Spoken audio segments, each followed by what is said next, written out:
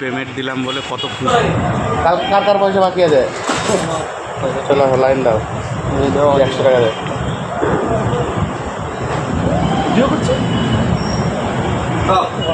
Line দে দেখি, line দে। তাহলে তো পেমেন্ট নেই, না 100 টাকা দে। পয়সা উড়িয়ে গিয়ে যাবে, তোল ওটা। যে পয়সা নিয়ে আসবি না তার পয়সা নেই। তোরটা পরে লাস্টে। কালকে তো লোড নিয়ে গেলাম, 100 টাকা। 100 টাকা কিন্তু দিবা সান্ত্বনা পুরস্কার হিসাবে। না দিবা 15 লোক দিচ্ছে 100 টাকা দাও। হ্যাঁ এটা 100 টাকা আমার হয়ে যাবে। কই তোর হচ্ছে না তো। ওরে 50 টাকা দে। ও পয়সা পাবি না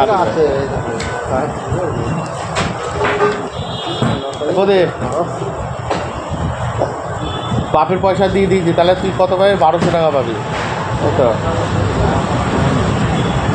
এনে তুই 300 টাকা দে তোর। আর ওটা হ্যাঁ এটা দিয়ে দিয়েছি। আমার পেমেন্ট কত থাকলো? 1 2 3 4। এটা হচ্ছে আমার দেখো পেমেন্ট দিলাম বলে কত খুশি সবাই। দেখো কাজ করছে মনের আনন্দে। আগে পেমেন্ট তারপরে কাজ। কোথায় একজন ঝাড়ছে, বাপি বাপি বাপি টাকা ওদেরকে ঝাড়ছে, দেখেছো?